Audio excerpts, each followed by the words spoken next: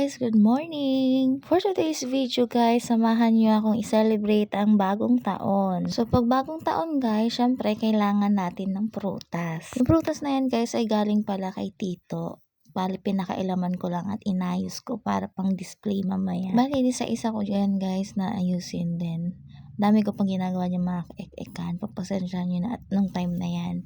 Medyo sinasapian ang ngati nyo. So habang nag-aayos nga ako dyan guys ng prutas na para ihahain mamayang gabi, kwentuhan ko muna kayo ng konti. Alam nyo ba guys, first time kong mag New Year dito nakasama ang buong pamilya ni Josh. Every year guys, lagi ako niyayaya ni Josh na dito mag New Year at Pasko.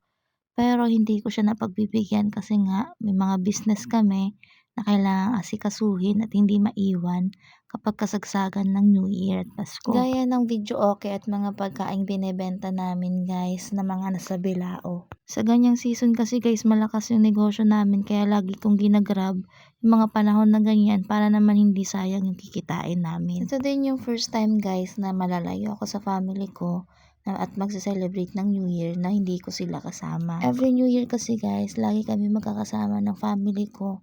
Di man kumpleto pero at least sama-sama kami nagse-celebrate every New Year. So medyo nalungkot ako dito sa part na to guys kasi first time ko nga mag New Year na malayong-malayo sa kanila at hindi kami kumpleto dun sa lugar namin dahil nga may kanya-kanya na rin kaming mga pamilya. Pero okay lang yun guys, ganun talaga ang buhay, hindi naman every time magkakasama kayo, lalo na kapag nasa age na kayo na kailangan nyo na rin lumayo, tahakin yung mga kanya-kanyang landas ninyo. Share ko lang din guys, kaya lagi ako nagpupursige or lagi akong nag-iisip ng pagkakaperahan or something na pagkakakitaan kasi may mga times na nagsisink in sa akin yung mga panahon na nung walang-wala kami ng tatay ko. Bale, nagsisink in lang sa akin lahat yung mga pinagdaanan namin dati nung mga panahon na wala kaming pambili ng handa, wala kaming pambili ng prutas, or kahit anong pwedeng ihain sa bahay namin tuwing New Year. So back to reality na tayo guys. Nung New Year nga pala guys, may mga pa-order akong mga bilao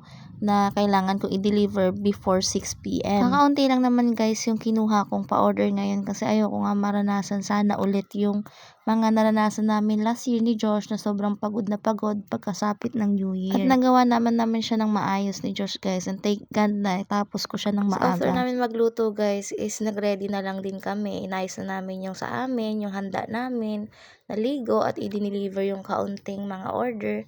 Bali, isang tao lang naman i-deliver namin guys. Then maya-maya nag-countdown na kami for New Year.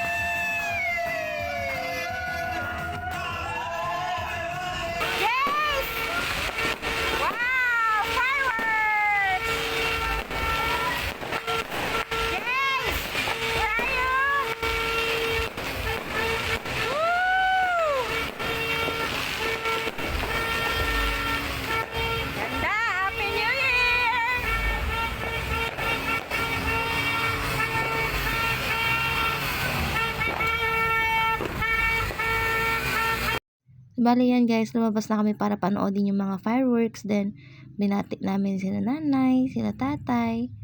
Then, after nun, nagpaingay din kami ng motor para mas sabi nila, pinaingay yung motor is para swerte daw. And then, iwas daw sa disgrasya kapag pinapaingay yan ng bagong taon at buong taon siyang safe pag gagamitin mo. Ewan ko kung totoo guys, paniniwala lang din naman ng iba yun.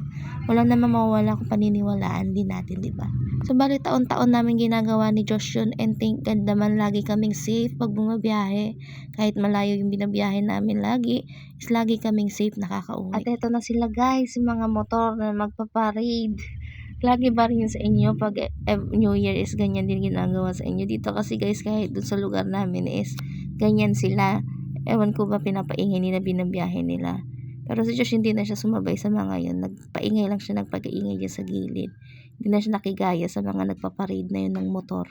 So after nga namin magpaingay at manood ng fireworks dyan guys, is pumasok din muna ako sa loob ng kwarto para batiin yung family ko, yung ate ko na nasa malayo sa abroad, then yung family ko na nasa Batangas. Nung time na to guys, is medyo tumulo yung luha ko kasi parang iba yung nararamdaman ko. Parang feeling ko last time ko na magse-celebrate dito sa lugar nila. So after ng putukan at paingay ng motor guys, syempre alam na kung anong gagawin, kakain na. Syempre pagkatapos ng kainan guys, alam na rin ang susunod sa mga Pinoy. Anong susunod na gagawin? Inuman na! So dito guys, hindi lang inuman ang ginagawa ng karamihan dito, lalo na sila yung magpipinsan. Kapag inuman dito ay laging may kaakibat na sayawan, naray ko. Nung time na to guys is medyo napasma ang ate ninyo, kaya medyo nakakulong lang siya sa kwarto. Pero lumabas ako nitong time na to guys para lang i-video sila at naririnig ko nga sobrang sasaya nila. Dito mo makikita guys na kapag nakainom na sila ay may mga kanya-kanya para silang talent, may kanya silang talent na kumanta, meron ding sumayaw, may mga nag-exhibition pa sa pagsayaw. Sobrang saya lang panoorin nila guys, pero nung time na yun kasi wala talaga akong energy at pasmang-pasma nga ako. Pero napakasaya ng loob ko guys kasi nakikita ko yung partner ko.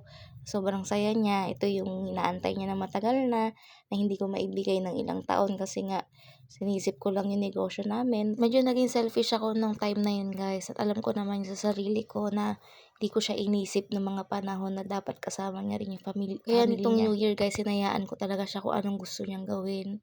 Nag-enjoy siya at nakita ko naman na sobrang saya niya. Lalo na't nakakasama niya yung mga pinsan niya, si nanay, si tatay, nakasama niya ng Pasko at New Year. At okay na sa akin yun kahit medyo nalulungkot ako kasi nga malayo ako. Sa family ko ako yung medyo nag-adjust ngayon. Okay lang yun, ang importante is masaya siya. Nag-enjoy siya ngayong New Year kahit yun na lang yung pa-bonus niya ngayong bali yan ang naman naging ganap namin ngayong New Year guys. Medyo nagkainuman lang sila ng matagal talaga. Inabot sila ng madaling araw. Umaga na pala, hindi madaling araw. Pero okay lang yun, at least nag-enjoy silang lahat. Nabusog silang lahat at ang importante, healthy silang lahat. Bago man natapos yung taon at papasok ulit yung bagong taon, is healthy kaming lahat. Kaya mapapa-thank you Lord ka na lang talaga.